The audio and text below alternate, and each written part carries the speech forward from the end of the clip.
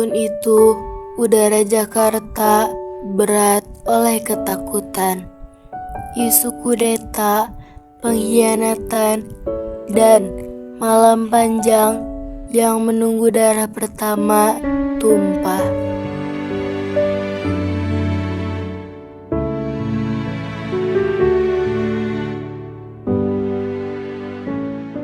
Dan apakah kita harus lakukannya malam ini? Perintah sudah jelas. Revolusi ini tidak bisa menunggu terbitnya fajar. Naura, kita sudah terlalu lama. Kalau hari ini kita tak gentar, maka selamanya kita hidup di bayang-bayang mereka. Kalau bukan mereka masih yang sebenarnya. Tidak ada perjuangan tanpa korban juga. Ini demi rakyat kecil. Siapa di luar? Maaf Bu, kami hanya memastikan beliau aman. Aman? Malam seperti ini? Bu, mohon jangan melawan, kami hanya menjalankan perintah. Perintah siapa? Tuhanmu? Apa pemimpinmu? Malam itu, 7 orang dibawa, dan sejak itu 7 nyawa tak pernah kembali. Ya, aku takut. Ini nggak seperti yang kita bayangkan. Kita hanya pelaksanaan. Ini demi revolusi. Ini bukan revolusi, ini pembunuhan. Diam! Pengkhianat revolusi tidak pantas untuk berbicara soal kemanusiaan. Kita salah. Semua ini salah. Kenapa? Kenapa hanya terasa pipi buruk? Tanah merah menelan tubuh para pahlawan, dan pagi datang membawa kabar kematian yang mengguncang negeri. Wah, jadi buang itu saja. Oh Tuhan, kasihannya. Bawa dia pulang. Dia baru jadi pahlawan bangsa. Sudah jadi pahlawan bangsa. Ini harus terjadi. Kita ini harus aman. Pengkhianat harus dihapuskan dari bumi. Jadi begini hasil perjuangan kita. Sejarah mencatatnya sebagai G30 SPKI, tapi di balik politik dan kekuasaan ada air mata dan penyesalan. Ketika manusia lupa nuraninya, ideologi pun berubah jadi senjata. Aku pikir aku berjuang untuk kebenaran. Ternyata hanya untuk darah. Dan sejak malam itu, Indonesia tak pernah sama lagi. Siapa yang memberikan perintah? Komandan Kianu, kami pikir hanya untuk mengamankan. Aku juga bersalah, aku juga. Bahasa kita semua hanyalah korban dari perintah. Di setiap sisi ada penyesalan, yang menang merasa kehilangan, yang kalah pun kehilangan arah.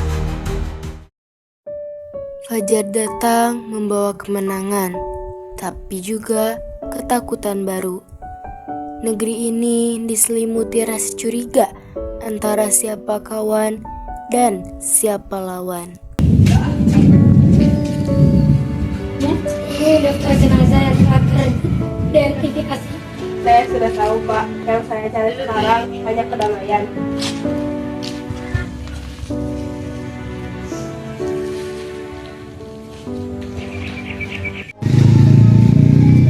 Zahra, aku mencarimu. Untuk apa Naura?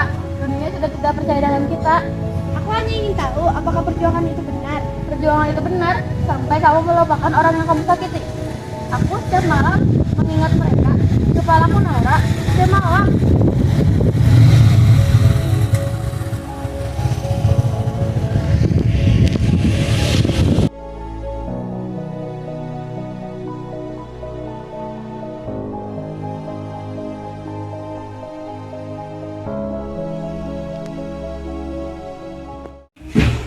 Bu Jauza, saya diminta memeriksa keadaan ibu. Banyak tentara yang mulai berjaga. Aku hanya ingin malam ini berjalan dengan damai. Dan kamu jangan kemana-mana ya.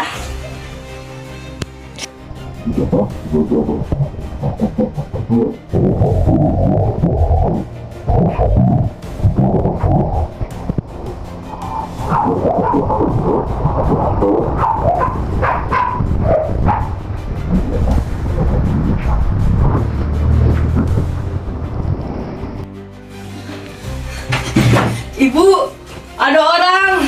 Hasna, tolong! senjata. Bawa kabur dulu Jidan.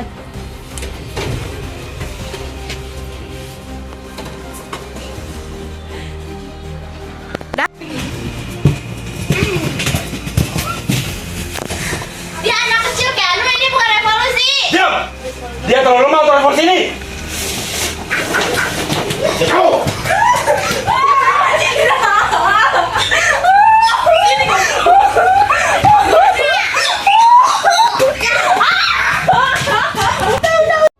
Tenang nak, ibu pasti menyusulmu. Mereka pasti mengejar. Kita butuh bantuan Abdi dan Arya. Kalian membuat rencana semakin rumit kan? No? Ini bukan rencana dari awal. Jangan jerah Majara. Kita bisa terlanjur berdarah. Langsung aja loh, kami datang membantu. Ayo Arya, jangan lama-lama, takut pasukan mereka tambah banyak. Cukup Kano, kita sudah banyak membunuh korban. Sekarang kita ingin mati bersama. Silakan. Kau sudah kalah, Kianu. Kau pikir kemenangan ini milik kalian? Tidak. Dia akan manusia. Bawa anak itu pergi, aku akan menahan mereka. Kamu yakin, Jara? Aku sudah terlalu lama berdosa.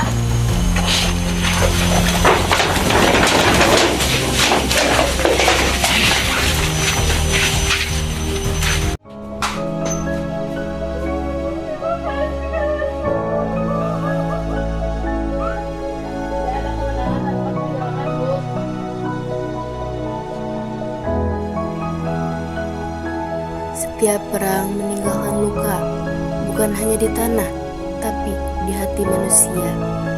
Malam itu mungkin sudah berakhir, tapi bayang-bayangnya masih hidup di antara kita. Amanat film Malam di Lubang Buaya, Bayang-bayang Setelah Fajar menekankan pentingnya kemanusiaan di atas segalanya. Film ini menggambarkan bahwa ideologi tanpa nurani dapat berubah menjadi sumber kekejaman. Karena ketika manusia mengabaikan hati dan moral, perjuangan yang awalnya mulia bisa berakhir dengan penderitaan. Tragedi yang ditampilkan menunjukkan bahwa tidak ada pihak yang sepenuhnya benar atau salah. Sebab di balik setiap tindakan terdapat manusia yang terjebak antara perintah, rasa takut, dan keyakinan yang goyah. Film ini juga mengingatkan bahwa kekuasaan dan revolusi selalu menuntut korban, terutama dari rakyat kecil yang seringkali tidak bersalah. Selain itu, film ini menanamkan pesan bahwa sejarah bukan hanya milik pemenang, melainkan juga milik mereka yang terluka dan masih menyimpan kebenaran di hati. Melalui penyesalan dan empati, tokoh-tokohnya menunjukkan bahwa pengampunan dan kesadaran akan kemanusiaan adalah kemenangan sejati. Akhirnya, film ini mengajak penonton untuk mengingat tragedi sejarah bukan untuk menumbuhkan dendam, melainkan sebagai pelajaran agar kekejaman dan perpecahan tidak pernah terulang kembali di masa depan. Semua ini salah. Kenapa? Ini daftar jenazah yang terakhir identifikasi. Kemana-mana ya.